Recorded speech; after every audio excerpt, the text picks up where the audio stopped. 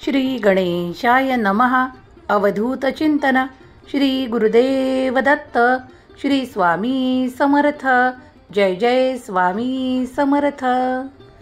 देव म्हणतात, बाळा, आज जर तू जागा झालास तर तुझ्या मागील खूप काही गोष्टी ज्या नकारात्मक आहे त्या तुझ्यातून निघून जातील.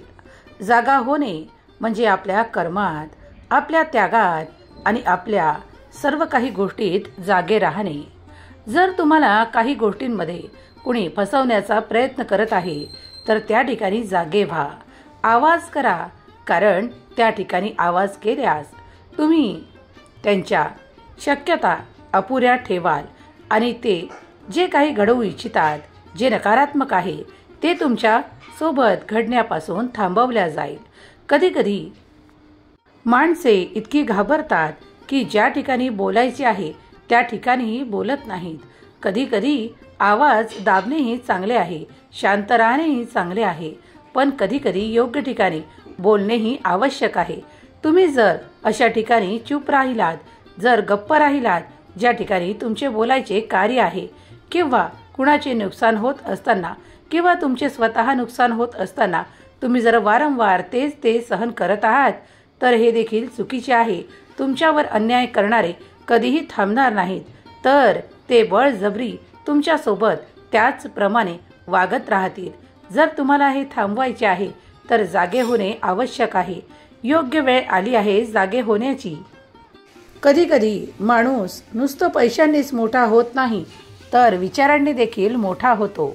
तेव्हा विचार चांगले ठेवा, पवित्र ठेवा, शुद्ध ठेवा. देव म्हणतात, जेव्हा जेव्हा तुला अन्याय झाला आहे असे वाटते त्या क्षणाला उठा, उभे राहा आणि त्या गोष्टींचा प्रतिकार करा. कारण जेव्हा काही गोष्टी तुम्ही सहन करत असता तेव्हा तुमच्यावर दबाव टाकणारे, दबाव निर्माण करणारे हे कधीकधी तुमचेच असतात, पण ते तुमच्यावर अत्याधिक अधिकार गाजवू लागतात किंवा तुम्हाला अशा गोष्टीत अडकवू लागतात जिथे ज्या गोष्टी चुकीच्या आहेत, किंवा तुमच्यावर असे आरोप केल्या जातात जे चुकीचे आहेत.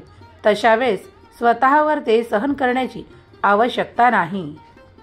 बाळा, मी तुझा सांभाळ करेन, मी सतत तुझ्या पाठीशी उभा असेल, पण कधीकधी तुला तुझ्या अधिकारांसाठी आवाज उठवावा लागेल, उभे राहावे लागेल आणि सत्य जगासमोर आणावे लागेल.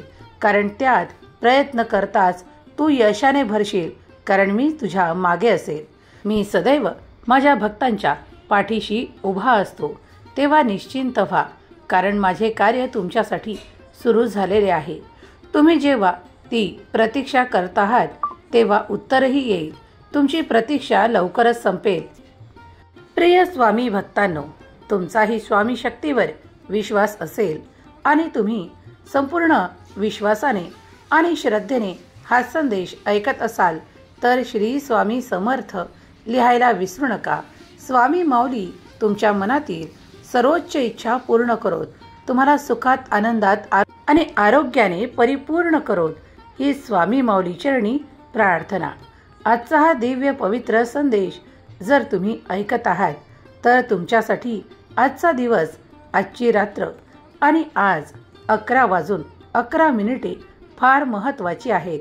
आजचा दिवस तुमच्यासाठी इच्छापूर्तीचा दिवस आहे असे माना आणि 11:11 रात्री देवाला प्रार्थना करा आणि तुमची इच्छा सांगा. स्वामी पुढे बसून ती इच्छा प्रगट करा आणि तुम्ही चमत्काराला आकर्षित कराल.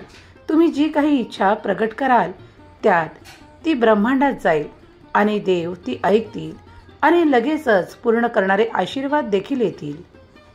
या शुभ वेळेत तुम्ही जर मनातील इच्छा प्रगट केली आणि ती जर तुमची या ब्रह्मांडात पोहोचली तर तुमची इच्छा कोणत्याही क्षणी पूर्ण केल्या जाईल, यावर विश्वास ठेवा.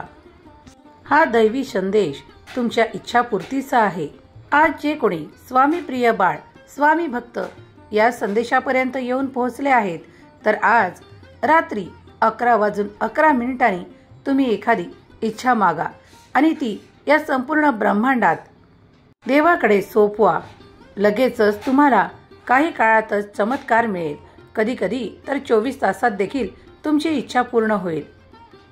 नामस्मरण करा. देवाचे नामस्मरण केल्याने तुमच्या इच्छाशक्तीत तुम्ही देवाकडून ते आशीर्वाद नक्कीच प्राप्त कराल. स्वामी माऊलींचा हा संदेश शेअर करायला विसरू नका. दिवसातून 2 वेळेस 11:11 येतात. तेव्हा या पवित्र वेळेला जर तुम्ही देवाकडे काही इच्छा व्यक्त केली, प्रगट केली, तर या संपूर्ण ब्रह्मांडात ती तुमची इच्छा सांगितल्या जाते आणि ती पूर्ण करणारे आशीर्वाद येऊ लागतात. तुम्ही कुठल्याही दैवी शक्तीला मानत असाल तर त्या शक्तीचे नामस्मरण तुम्ही करताच तुमच्यासोबत चमत्कार घडू लागतील. अपेक्षा पूर्ण होईल. आशीर्वाद येऊ लागतील. या ब्रह्मांडातल्या दिव्य शक्तींवर विश्वास ठेवून इच्छा प्रगट करा. लवकरच इच्छा पूर्ण करणारे आशीर्वाद तुम्ही प्राप्त कराल. अनुभव घेऊन पहा. आम्हीही याचे अनुभव घेतले आहेत. सुख समृद्धी आकर्षित होते. आनंद आपल्या जीवनात येऊ लागतो. ओम स्वामिनीवर पहिल्यांदा आला असाल तर चॅनलला सबस्क्राईब करायला विसरू नका. अशीच नवनवीन माहिती आपल्या पुढे येत राहील. श्री स्वामी समर्थ. स्वामी माऊली आपल्या सर्व काही इच्छा पूर्ण करोत. आपल्याला सुखात आनंदात ठेवत ही स्वामी माऊली चरणी प्रार्थना.